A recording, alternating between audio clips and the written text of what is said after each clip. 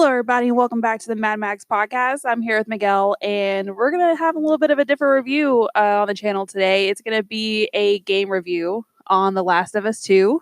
So, I'm surprised you haven't done more game reviews because you've become a bigger gamer than I have in the last few years. I mean, you're a huge gamer now. I haven't even played Spider-Man, and you killed that thing in just like a couple days.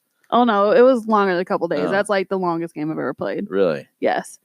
Yeah, for reference, Miguel has not played The Last of Us 2, but he did have to endure me playing it in the living room. We only have one TV, so I got he to had witness all the emotions. All the emotions. So I played it. I played the original one as well whenever it came out on PS3 back in 2013.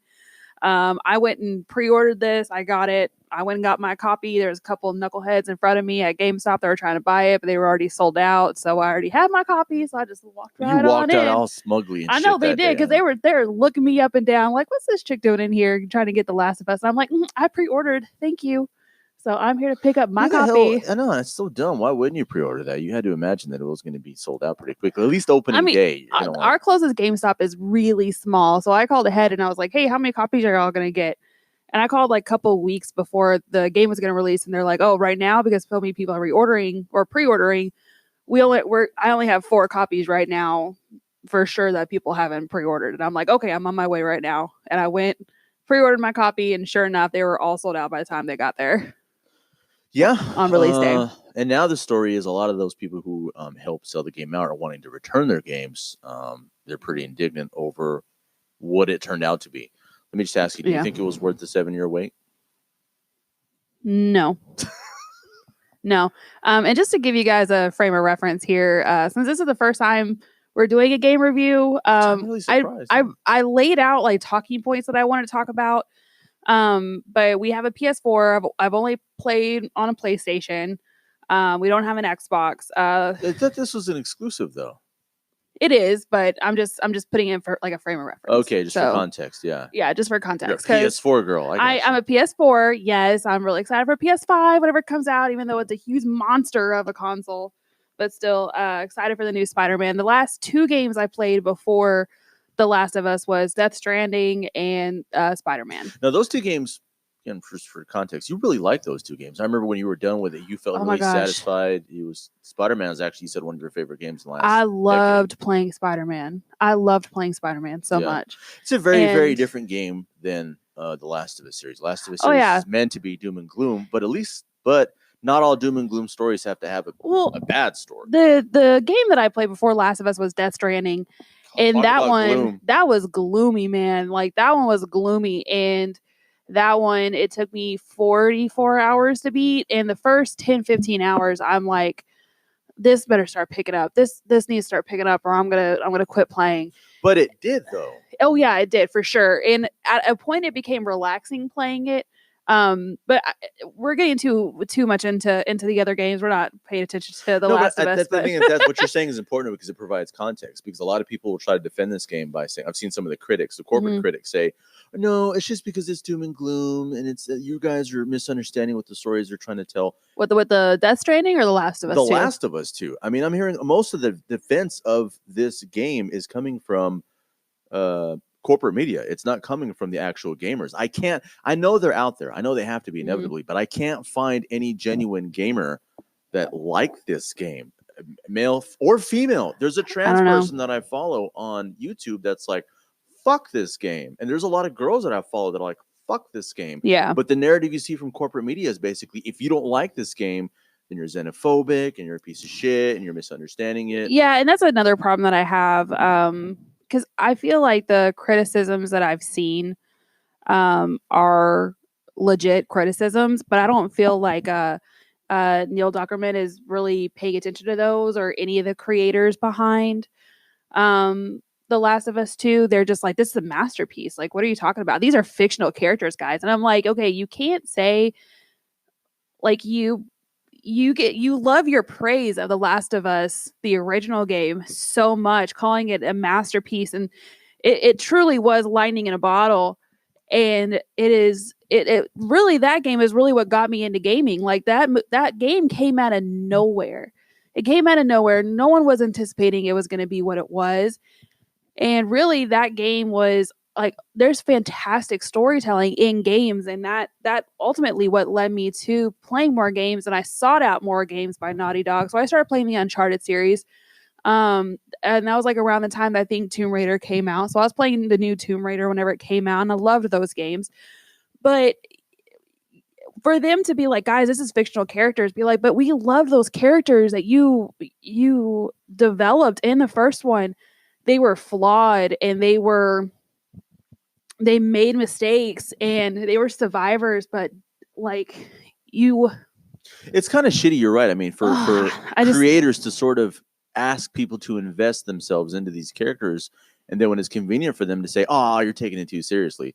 No, what the fuck is wrong with you? 7 years. 7 years. Like, I have this game on PS3, and then I bought the remastered version on PS4. And I mean, that's something to buy to have two copies of the same game. I mean, I did it too. There's very few games that I would do that for. I did that with Resident Evil 4. I just because I played it on PS2 and then I played it on PS4. Uh-huh. So there are games that you like so much that are so well done that you want to buy it again. It's like with movies. Yeah. I own the Godfather series on VHS. Years later, I bought it on Blu-ray.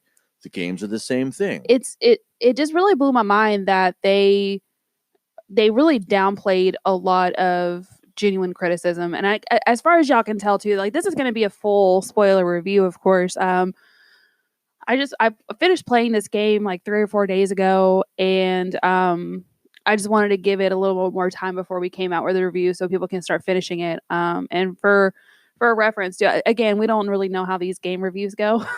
So, well, I mean, with you, I'll just to be honest and frank, I've never seen you finish a game where you were this frustrated. I mean, you almost threw the fucking control down at the end of this game. You were just like, what the fuck? Yeah, this game took me 31 hours to complete. And I probably for a good Reddit 15 hours. Yeah. I did not like it. Yeah. Well, I mean, I think that the biggest problem you had is, I think you were telling me the story that it went in a direction that nobody fucking asked for. There's a kind of a gaslighting going on towards the fans right now. I mean, that's what happened post Gamergate, is that basically the fans uncover an improper relationship between the game reviewers and the game industry. And whenever they called them out on that, the fans were attacked and saying, well, you're all a bunch of sexist pieces of shit. Now, don't get me wrong. There are some toxic fanboys who need to be called out. Oh, and, yeah. And every single time they get doxxed, I don't feel sorry for them. Well, the people, the actress especially who played Abby in the game, Laura Bailey, voice actress Laura Bailey spoke out, and she was like, "Yeah, she's getting some horrible comments. She's getting horrible DMs, and it's like those people. She wasn't the writer, you fucking. I know, but those are just they're just losers who just want to say stupid shit, and but anyways, again, it's those people. Is those stupid asses that are taking away from genuine criticisms of the game, and that nobody wants to, like, the developers don't want to listen to. Right. There's literally, I mean, in the literal sense, there's millions of people online right now all over the world who have legitimate criticism for this book, but 4 assholes who basically sent her death threats, or around that amount. Oh, no, it was much more than that. Well, I'm looking at the ones right now. The ones that I'm looking at right now from her actual Twitter feed is it's like 4 or 5 assholes. There's probably more. Oh, yeah. Some of them are probably minors, which she probably didn't even put their thing on there for. But what I mean is, like, there's a handful of assholes out of the millions who are basically sucking all the oxygen out of the room. And corporate media loves it because then they can say, see, these are the people who hate the game. Yeah. So let's just start off with talking about gameplay. I don't know how long this video is going to be, just because this is much more than a movie review where we can talk about it and sum it up in 10-15 minutes. So this is going to be a little bit longer than what we normally do for a review, because it's 31 hours to unload. Don't worry, we're not going to spend an hour, much less 31 hours reviewing the fucking thing. No, not at all. I don't want to spend that much time on it. But anyways, oh man. So let's just start off with just some gameplay. The first just gameplay, like visually in the first one, I remember it being so hard. I hated the clickers. Like, I would. In the first game or this one? The first game. Yeah. The first game, the clickers were awful. And I remember, like, I believe it was towards the beginning that you had to go through this store. It was like the mall or something, and it was full of clickers. And I mean, you had to sneak attack every single one of them to be able to like beat this level.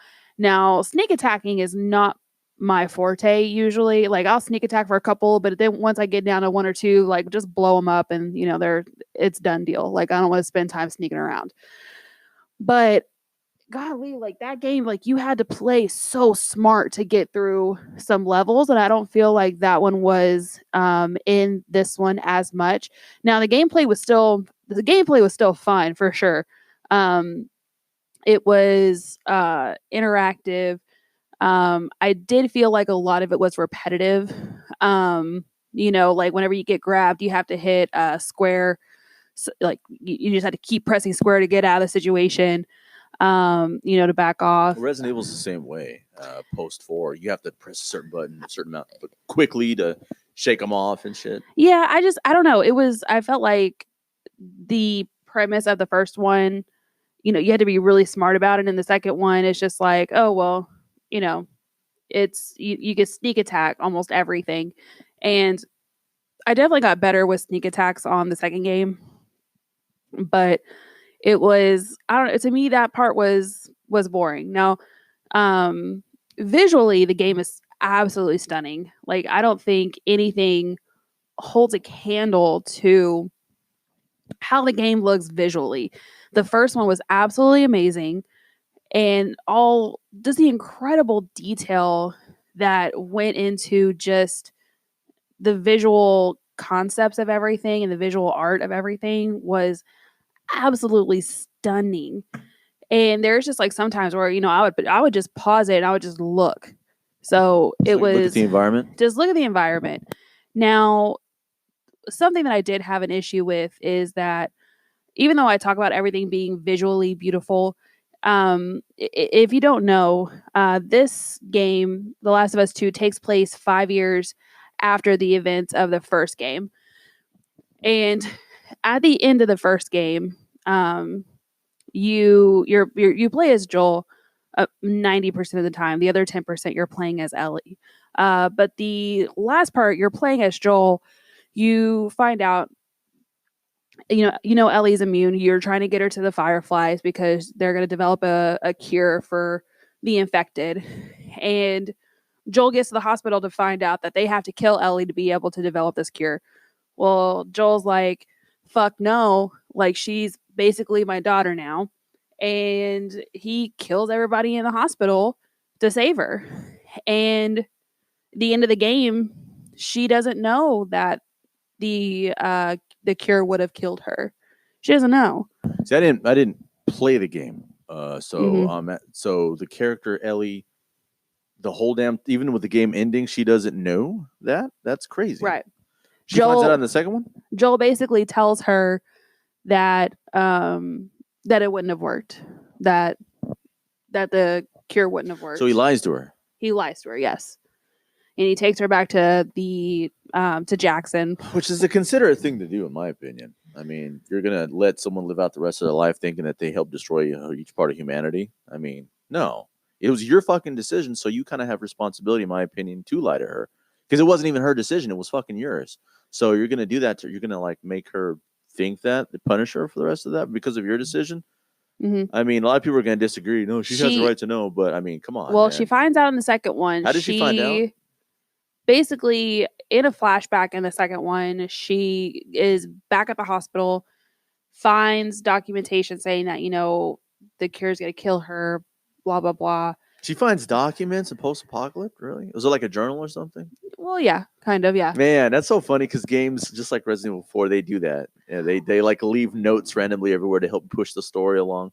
Well, yeah, that's kind of what The Last of Us does too, is that, and that's what the first one did too. Like you find these dead bodies, or sometimes you're just in a house and you stumble across this note to a loved one, or to like a soldier, like a dead soldier, and they're trying to tell like their platoon, like, hey, this is what is going to happen. This is what goes down, or like, fuck you guys for leaving me here to fend for myself. And in this one, the notes are definitely more somber for sure because it's 5 years. This is still going on.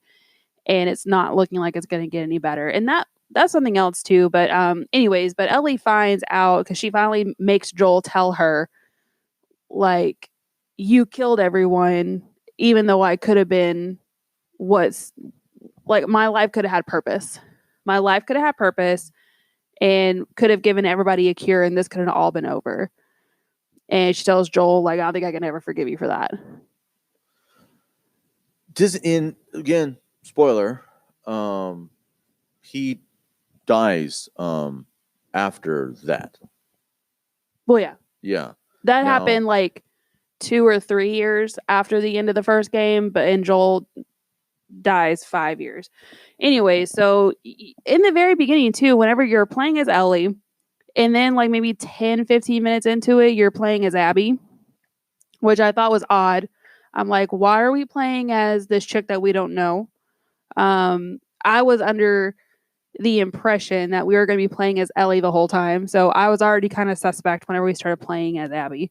I didn't like it because, I mean, hearing from the leaks, I heard something about Joel's death, how he died. I don't know who did it. I didn't know how soon into the game it was. I didn't know anything. I tried to stay away from spoilers as much as I could. And I was like, shit, this, we're going to have to play as her. We're going to have to play as her. And Abby? As Abby. Yeah. Even after she killed Joel, which it doesn't make sense how Joel was killed. It doesn't. Because Joel from the first game wouldn't have ran into a house full of strangers that him and Tommy outnumbers. It wouldn't have happened. It wouldn't happen. Would you say it's out of character of him? Yes, absolutely, it's out of character. And it doesn't make any sense. And I don't understand. Like Joel, who makes Ellie put on a mask whenever they're around spores because he's worried that somebody's going to find out that she's immune because she's not wearing a mask. It doesn't make sense that they wouldn't use code names while they're out, because he did some fucked up shit from the first one. Like he was a smuggler. He killed people. Like he had to have known that people could be out there looking for him, because of shit that he's done. So it's completely out of character, and it's done with a golf club, for God's sakes. Like and Ellie finds it, comes across it, and basically, I mean, she watches Abby kill him. And after that, of course, Ellie's on a warpath. Like, she's not taking no for answers. She's going to go find Abby. She's going to go get all of them, and she's going to just kill all of them. So it's just, to me, even before Joel died, Ellie was just really one note.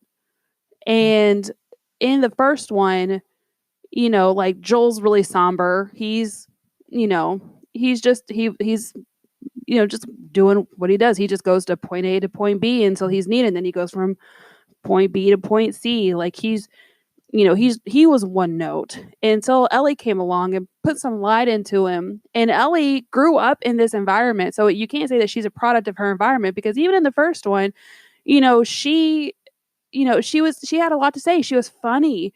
She was a light. Like, she brought Joel out of that darkness of his loss for Sarah and his loss of, like, his brother. Like, he just couldn't conform to just, like, living in a house. Like, he just, he had to bottle his feelings down. And being around Ellie just brought him out of that and wanted to be a part of something and a part of people again. And it's just not fair that now, all of a sudden, 5 years later, like, she's just one note. I mean, a lot of people were mad about that. They were saying that this was a chance after his death to see her grow as a person, and you really didn't get that. You don't see any growth from her. She's just angry. And I wish that, I don't know. And this falls, like, under stuff that I want to talk about with the storyline, is you play as Ellie after Joel dies. You play as Ellie, and you get as far as they're in Jackson, and I think it's in Oregon. I can't remember for the life of me. I'm pretty sure it's in Oregon. And they make all their way. They go to Seattle. But in the first one, it's a days to get back to. It took days to get from Seattle to Jackson. And in here, you're just like, you're in Jackson one day and then you're in Seattle the next day. And then you spend 3 days in Seattle. So you have a 3-day timeline with Ellie. And then you get to day 3 as Ellie. And Abby shows up, basically threatens them. Because at this point, Ellie and Tommy has killed everybody that Abby knows. And it's just right there. Abby's holding a gun to Ellie. And that's just kind of where we're left off. And then we start playing as Abby. I did not get this game to start playing as another fucking character. I did not wait 7 years to play a fucking game that follows the Ellie and Joel to play as Joel's fucking killer. Yeah.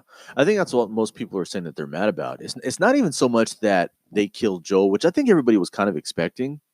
People were kind of expecting Ellie to take over the story eventually. So I don't think people were mad that Joel died. I think they were mad about, if you're going to kill Joel, then let's have Ellie take over the storyline and see her grow. And instead, yeah, they threw this person who no one knows about, who no one gives a shit about, into your hands. You're like, I didn't ask for, no one asked for this. And what's really shitty is that the advertising of this didn't show anything about her being part of the gameplay. Right. All of the advertising seemed to imply that Joel was in there for a great amount of time, and so was Ellie. So it was really disingenuous the way they sold this game to the fans, which made them even more mad. Yeah, exactly. And my problem was too is that by the time we get to play as Abby, I feel like they're trying to make up for the points.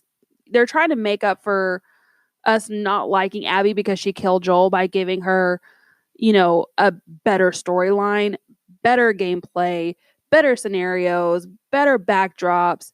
And that pissed me off even more playing as Abby, is that you had to see her, like, you get flashbacks of her and her dad. Turns out the reason why Abby kills Joel is because Abby's father was the doctor that was going to operate on Ellie to develop the cure, and Joel kills him.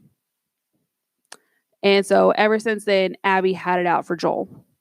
So my whole issue is there's no dialogue at all between Ellie and Abby about Abby losing her father and Ellie losing Joel as her father figure. And wait, they don't have her talk about it at all? Not to each other. Not really at all. Not really at all. What does Ellie say to Joel's brother about the death? I mean, what do they have to converse about it? That's inevitable, right? No. We don't.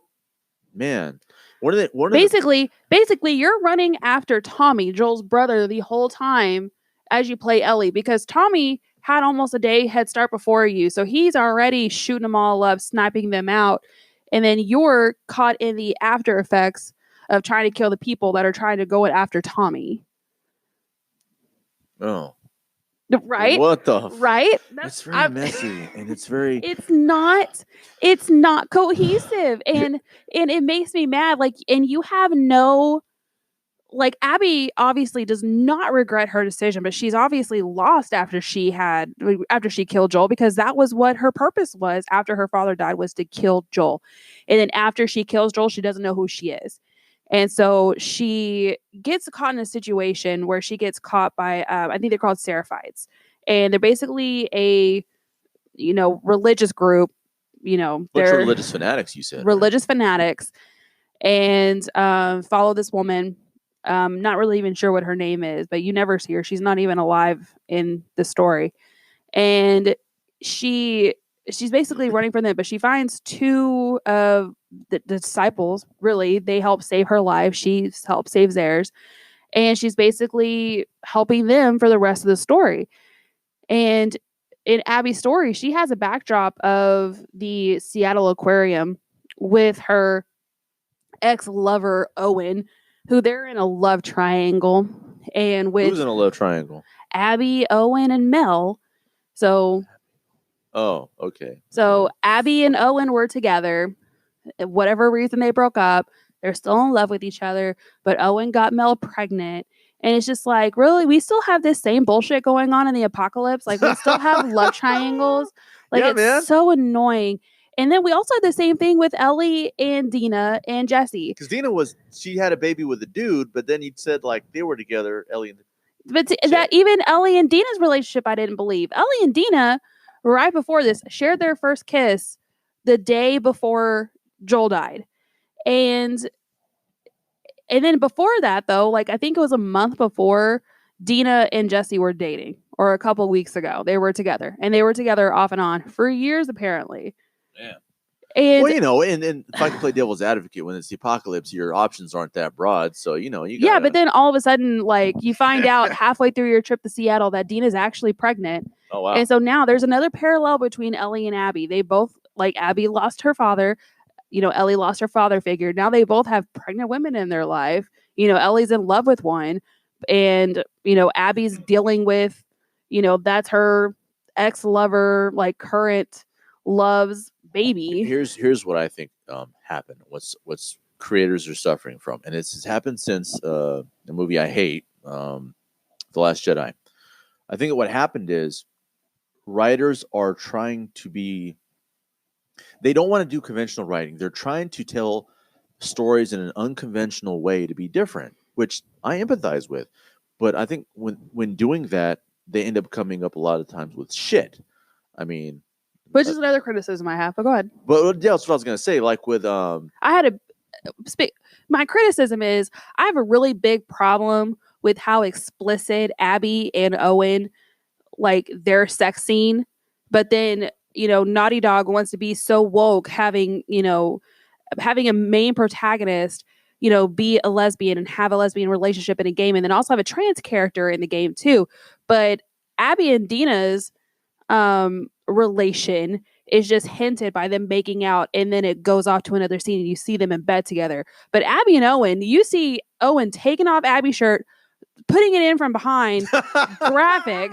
Like, okay, you either do the same thing as you're gonna do with the lesbian couple, don't show it, just hint at it. Yeah. But you're gonna show the hetero couple, you know, full on fucking Game of Thrones type sex scene where somebody's getting hit from behind. Yeah. Like, I was so pissed whenever I saw that damn scene. Yeah, because everybody was like, oh, we didn't ask for that. No one asked for them to do that. Because yeah, you're right. If they're gonna be very PG when it comes to the lesbian relationship, why are you throwing at us this graphic? It wasn't needed. It wasn't. Yeah, it wasn't necessary. It absolutely wasn't needed. They're just trying to be edgy. But again, that's, you know, a lot of things are suffering from that. Besides The Last Jedi, one thing that we talked about, and it's in literature too, the long-awaited sequel to Kill a Mockingbird turned one of the main characters into a fucking bigot. Atticus. She was trying to be unconventional with storytelling. She screwed it up. What's her name? Harper Lee. Harper Lee. So I can't remember the name of the second book. So that's no. I don't want to remember the name of the second book. So basically, that's an example. The Last Jedi is an example. The book you just read that you were pissed about, we're going to talk about maybe later. If y'all, I mean, I read books too, guys. And the last book that I read was The Ballad of Songbirds and Snakes, which is the prequel to The Hunger Games that follows President Snow whenever he was a youngin'. You almost threw that book out of our fucking window. I was worried about our glass. I was mad. I was mad because I freaking got The Last of Us 2, and I was mad about it not being what I expected it to be, and then I was mad about this stupid book not being what I expected it to be. But I don't think that my expectations were high. But I have criticisms about it. But I don't think that they're not valid. No, but again, it's all examples. Like I said, whether in Game of Thrones season 8, people are still pissed about that. It's become a running joke now. Oh yeah. So yeah, that one was that. It's over a year now since Game of Thrones, and I'm still mad. I don't want to talk about it. No, I don't want to talk about it. So anyways, I don't know. That was a big problem that I had between the lesbian sex scene and then the hetero. There was no lesbian sex scene. Exactly. There was basically, that was the problem. It was like ABC Family hinting at a lesbian relationship, and then with the hetero sex scene, it was just completely unasked for. But I think my biggest issue with the game is that Ellie's immunity to the infected had no bearings on this game at all. There was a scene that I caught where basically it saved her ass when it comes to going after one of the group that killed Joel. I mean, that girl was basically like dying because of the spores, and she was freaked out that Ellie wasn't. Yeah, but it doesn't matter. It didn't matter at the end of the day. Like, I thought that this game was going to be about the Fireflies coming after her to get her. See, and that she was going to be on the because she would be paying for Joel's sin. Exactly. And that's why I was like, I don't mind that Joel died. I don't think that it should have been the way that it was done and then have you play. Honestly, I really wouldn't mind playing as Abby if I would have seen like some type of dialogue or some type of mention of Ellie, or even being like, he paid for his sins.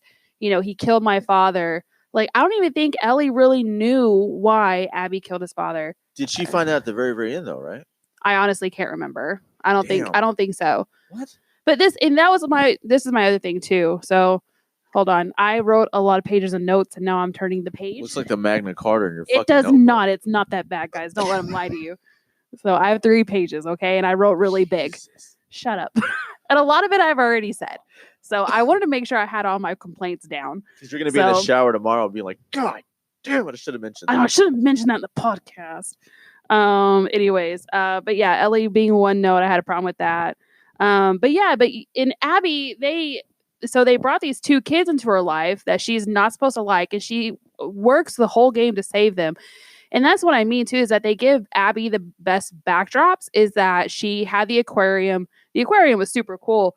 But granted, Ellie had the nature museum, some kind of museum, science museum maybe, in Seattle. But that was in a flashback.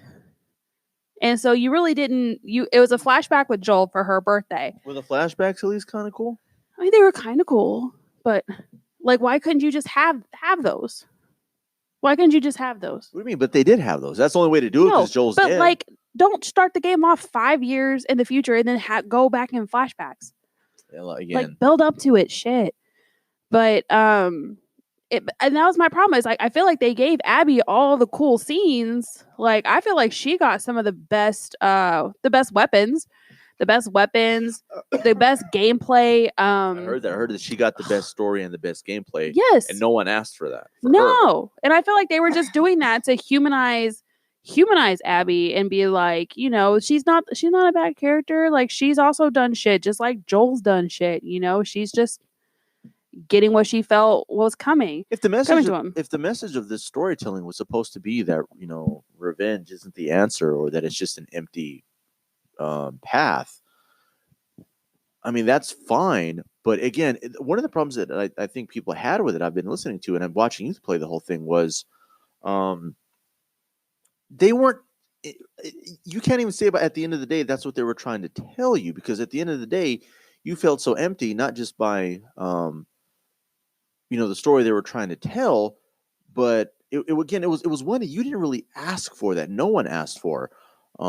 Didn't you say there was some like villains at the end of the 3rd act that came out of nowhere that there wasn't really any mention of before then? Yeah, so I mean, you basically have the wolves, which is the people that Abby were beside, and they stayed up in a stadium. And anybody that wasn't wolves were called trespassers, which is what they would call Tommy and Ellie. So they're called wolves, and then you have the Seraphites, which are the religious nuts. The religious nuts people, yeah. So and they whistled, and their thing was really cool because the longer you played the game, like, you kind of figured out what the whistles were, and so cool. It really helped you in your gameplay. So I mean, there are positives in the game, guys, but they didn't outweigh the bad. What were the villains at the end? Those were called Rattlers.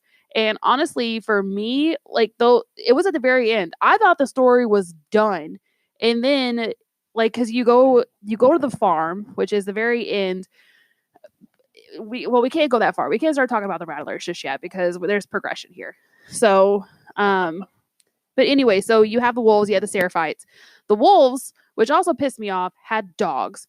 And you had to kill the fucking dogs. Now, someone said you didn't have to, but you sure as hell had to kill the dog that was as Ellie, the dog that has been around Abby and her friends the whole time. So you had to there's even one scene where you're playing fetch with the damn dog, only to realize, like, fuck, this is the dog that I killed as Ellie whenever I was going after Abby, which is like so fucked up.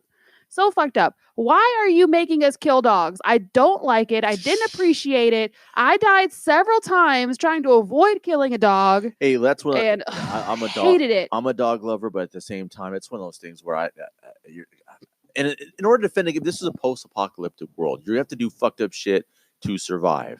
You have to. Didn't you say you had to kill like a pregnant woman in this fucking game? I didn't have to kill a pregnant woman, but she did.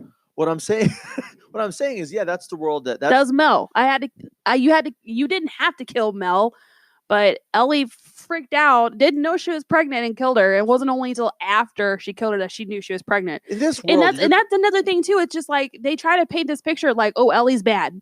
Oh, look, she kills dogs. She's killed all these people. She's killed the pregnant woman. And then that's whenever Abby finds them and goes off to the theater that Dina, Jesse, Tommy, and Ellie are. And they're like, look, this is over. We're going home. And they're like, okay, we're going to go home in the morning. Like, that was going to be it. They weren't out for revenge anymore. So at this moment in time, because they needed to get Dina back because she was sick. And so they are just hanging out, doing whatever. Tommy said that he found this necklace for Marie, his wife. Yeah. And so he goes and gets it. Whenever he goes and gets it, that's whenever Abby comes out, knocks his ass out. And then you have Ellie and Jesse coming out to figure out what all the commotion is. Boom, she shoots fucking Jesse, who was like actually a cool side character. So probably one of the only likable characters on Ellie's side. And then that's whenever you leave off as Ellie, and then you pick up day one after, whenever they get back after a couple days after killing Joel as Abby. And then you basically play as Abby 3 days up to whenever you get to that moment. And then as you're playing as Abby, you have to beat the shit out of Ellie, which is another thing I didn't fucking like. So basically, they go into the theater. Wait, you beat up you beat up Ellie? You have to beat up Ellie. As Abby. As a person who killed Joel. Yes. And then they're such edgelords. And then Dina comes in, like as you're almost about to kill Ellie, Dina comes in and tries to stop Abby. Well, Abby ends up pulling a knife on her, is about to knife her, and Ellie tells her no, she's pregnant. She was like, good, about to slit her throat. And then Lev, one of the kids that Abby was watching, tells her like, don't do it. And so she's like, doesn't do it. She's like, I don't want to see you. I don't want to see your face anymore. And then after that, you fast forward, and then you end up at the farm. And this is probably like a year later after those events, because Dina's had her baby. Ellie and Dina aren't living in Jackson, but they're living in this beautiful farmhouse. They have animals. They have sheep. They have horses, blah, blah, blah. They're living very peaceful lives. They're living a very peaceful life. And then you have a spell where Ellie has a PTSD moment. She clearly has PTSD over everything. And then you have Tommy coming on the land and being like, you have to go after her. This isn't finished. Like, I have news that she's in Santa Barbara.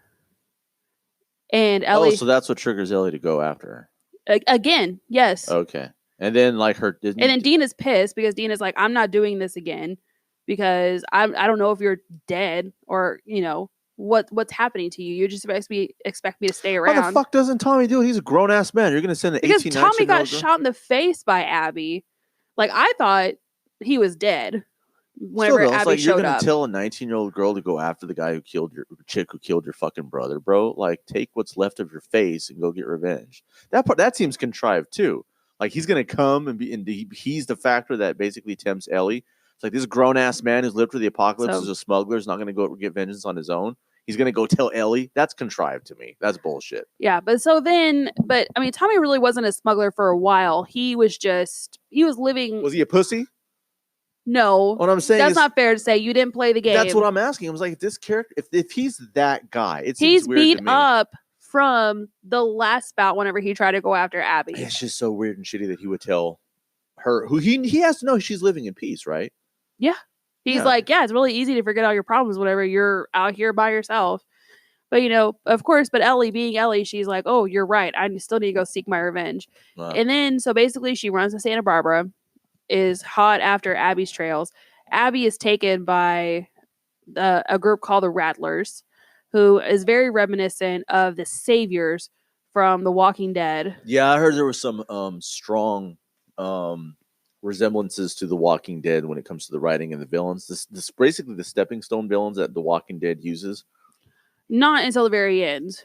So for me, at least, not Then until the very end. That's not very. I mean, for Again, 7 years, guys, to get the last 2-3 hours of gameplay, have it play out like season from The Walking Dead. Yes. The Walking Dead, part of the reasons that people sort of walked away from it was that they had these sort of stepping stone villains that would come in just to push along the story, and then they defeat him. Come in, they defeat him. They come in to defeat him.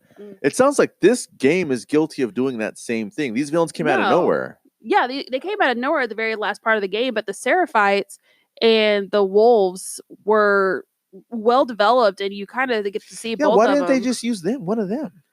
Well, at the very end of playing as Abby, basically, they kind of just kill each other, the wolves and the Seraphites. You really don't know what happens to them because Abby's ousted by the wolves for helping Lev and Yara, who are Seraphites.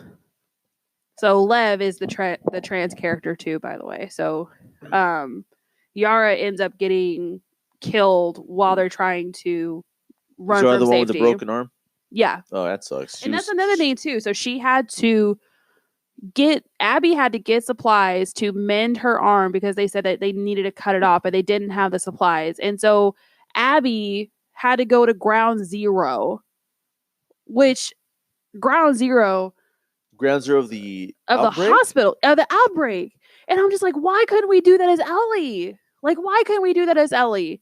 Like, why couldn't people like send her in and be like, here you go. You're such a badass. You want to say you want to make your life worth something because that's what she told Joel whenever he found. That would have been a really good arc for Ellie of all people. To be like, this is, I mean, she doesn't have to worry about getting bit because it doesn't affect her. She's immune. It didn't matter that she was immune in this one. That's what makes me so mad. Right, and it could have mattered. It could have fit in well with the writing as an arc for her because that could have been her redemption. She could have cleared everybody out, but whatever. And anyways, but yeah, no, Abby got to do it, and in the end, it didn't mean anything because Yara was killed anyways, and so This is very nihilistic towards the idea of existence is what this fucking writing is. It feels like I'm just thinking. I mean, there's the moment that I was kind of looking forward to that I remember like crying in the first one was, in the first one, there was a moment where you're Ellie and Joel, you're just walking through the streets or like on horseback or something. And you look in this field and there's giraffes. And it's just such a beautiful moment to be like, you're out here in this like infected world where there's like no kind of light and no kind of like happiness, it feels like. But you just stumble across something so serene as a family of giraffes that are just thriving in this environment. Yeah. There's no moment like that in this one. Really? It's so heartbreaking. It was so heartbreaking to me because that was a scene that I remember so vividly in the first one, and just being like what an incredible moment that was. I think that is the person who wrote the first one the same one who wrote the second one, or was it someone else? Yes. The director is the same, but 70% of the developers for this game, there was a turnover of 70% during the making of the second one. That sounds like it. So it sounds like the first game was interested in stopping and taking a moment to take it in and still remind people this is still a very human story. It doesn't feel like this second one. It didn't do it. It only did it in flashbacks, which I felt took sort of cheapens it. took away from that experience. That in the moment experience that you're kind of on high alert the whole time. You don't know what's going on, and then you just stumble across a family of giraffes, and it was a beautiful moment. And I just think that that's what's tragic. But yeah, my disdain for Abby was because of the writers. Like they gave her, like I said, the better scenarios, the better weapons. I mean, it's not complicated. People wait 7 years to get back to these characters that they invested in 7 years ago, and instead you give them something completely different that nobody fucking asked for. And on top of that, again, the storytelling on like you had in the first one is just not there. It's not, and it's. So I thought sad. you were gonna say that it did have a couple of those moments where those serene moments where you basically are able to just stop, take a breath, and see that there's still a point to this existence that's out there. Maybe they try to do that in its defense with the farm scene when she's at peace with the girl with the baby. Yeah, but the whole thing was in the first one is that you were always on alert. You didn't know what was going to happen, and you just stumbled across it. The farm, like the farm, is their serene place. Like they're not on high alert all the time, and it was just something out there in the wild. Yeah. So it's not something that you're expecting in the middle of a city to like see that kind of just to see that you just wouldn't have known it. Yeah, you're basically working through hell on earth, and then you see that. It's a hell of a moment. I'm sorry. The second one didn't have that. I just wish that there would have been dialogue between Ellie and Tommy. No, I wish there would have been dialogue between Ellie and Abby. Like Abby telling Ellie, like, you don't understand. Like he killed my father. She didn't say and that. There's no, and then Ellie went like, well, you killed my father, essentially. Like my father figure. At the very end, when they're having a fight, don't they say something to each other at all? No, well, yeah. Basically, Abby is taken by the Rattlers. Ellie finds out where the Rattlers are. She kills all of them, and they some of these people that they took prisoner, the Rattlers did. Ellie lets them, helps them get loose.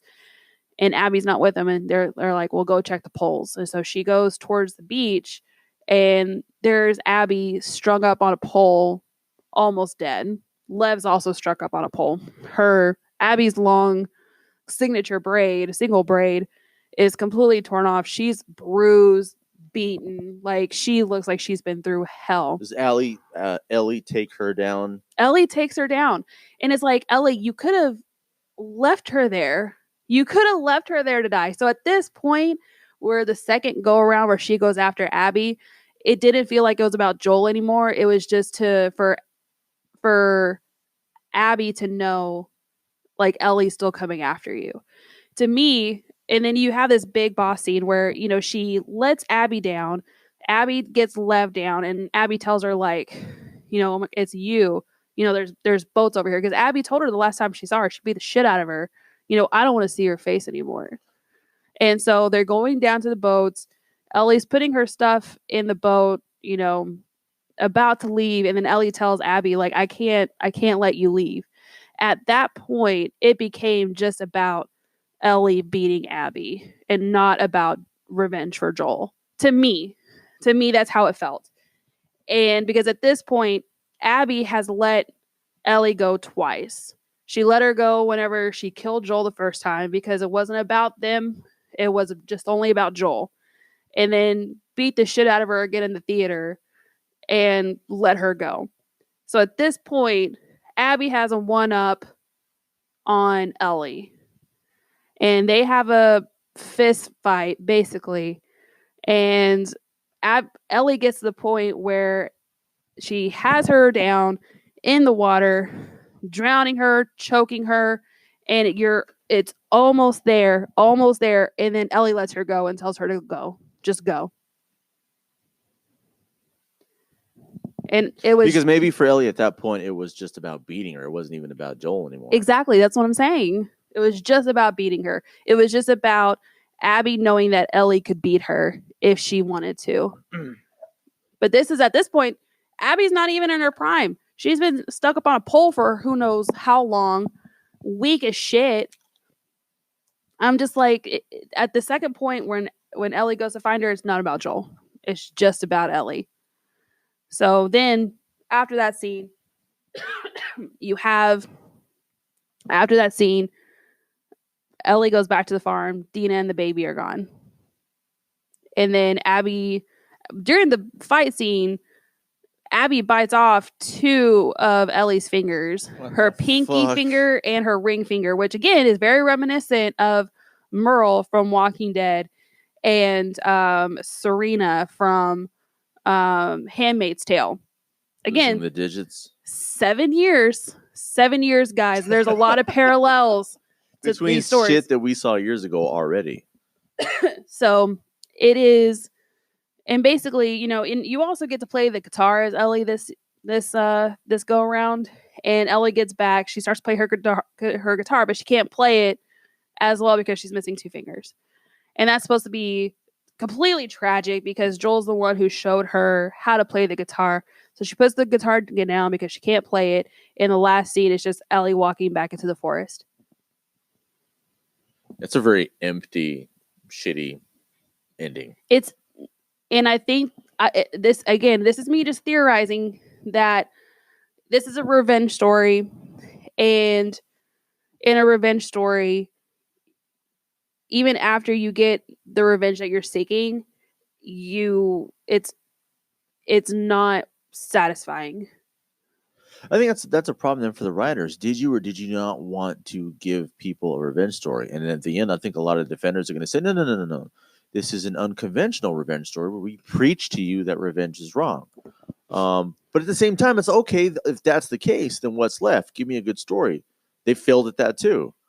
So yeah, I'm really sorry because man, when you're a Resident Evil fan, you don't take the story that seriously. It's an evil corporation that's causing an outbreak. It's that simple. And the writers over at Capcom, they're sort of smart enough to know that we're selling people a kind of camp.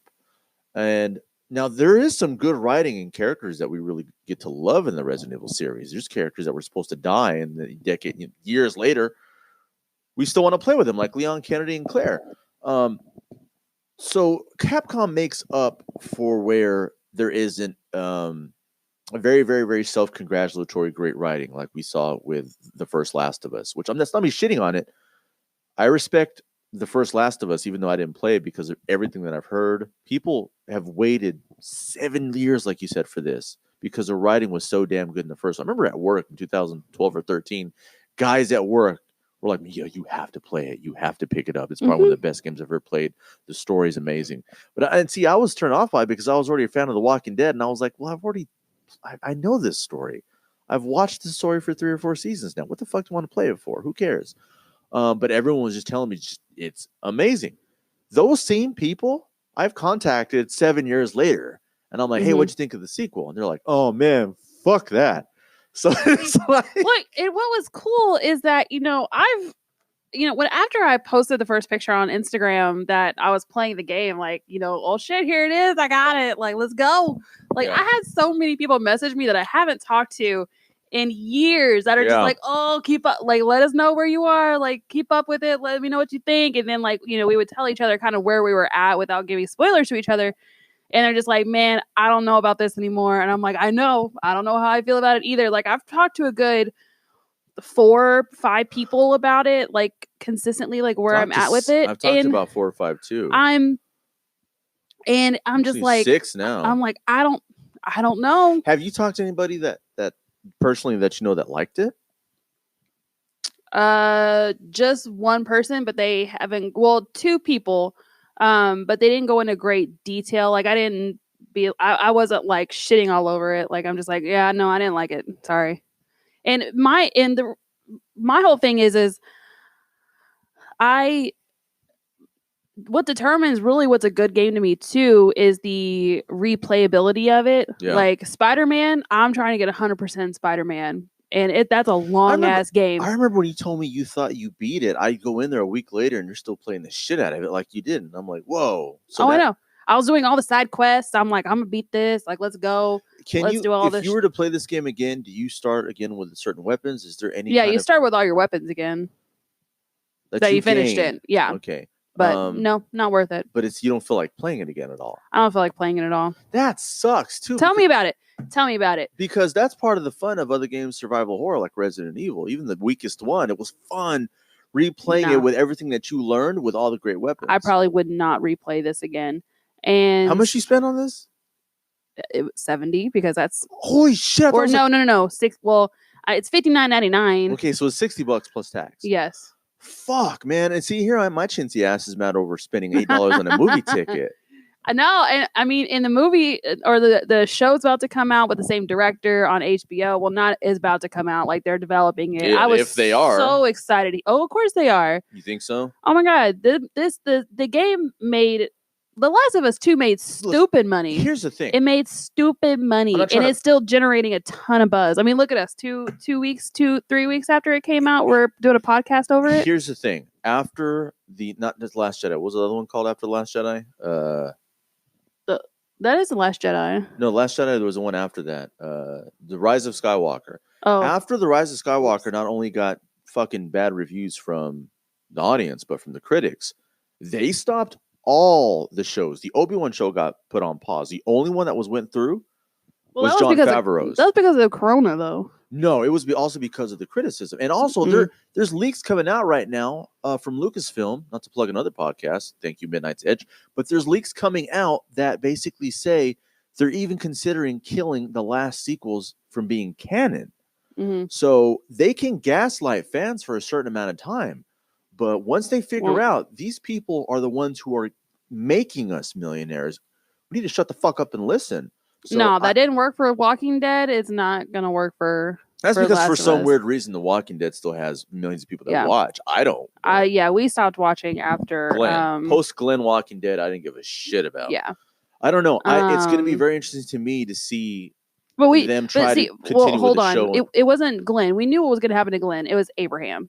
That was the turning point. They killed both, and they exactly. But we knew what was going to happen to Glenn because we read the comics. Fair enough, but I think I was one of the people that turned against The Walking Dead whenever you try to make Negan such an important character because of Jeffrey Dean Morgan's star power. Right. That's a problem too. I think he's still alive on that fucking show. You deprived. Yeah, I think so. Oh my god. Yeah. See, nah. So no, we're not down with that. But anyway, so point being, I'm unlike you. I am a little more skeptical as to them making a show right now, because of the backlash this game is getting. No, they're still, because it's after the first, because it's based off of the first one, they're starting with the first one. Of course, they're still going to go with it. And because of all the criticism that came with the second one, they might change up how the story plays out on the TV series. Hopefully. I only hope so. I don't know. Are you really interested in the show considering you've already played through that story? Oh, fuck yeah. I'm going to watch shit out of it whenever it comes out. I don't know. It feels like I haven't played my PS4 version of The Last of Us, so I plan on still playing it. I have mixed feelings about a Resident Evil show that's coming out supposedly, because I've played that story for over a decade. I don't know if I want to see it again in oh fuck, I'm gonna watch it again for sure. 100%. Because you're so certain that it's based on the first game. It is based on the first game. And that's why. If it was based on the second game, would you have anything to do with it? I would, just to see if they would change criticism, like change what people criticized about it. Okay. But anyways, that's our review. I mean, like I said, guys, we've never done a game review before.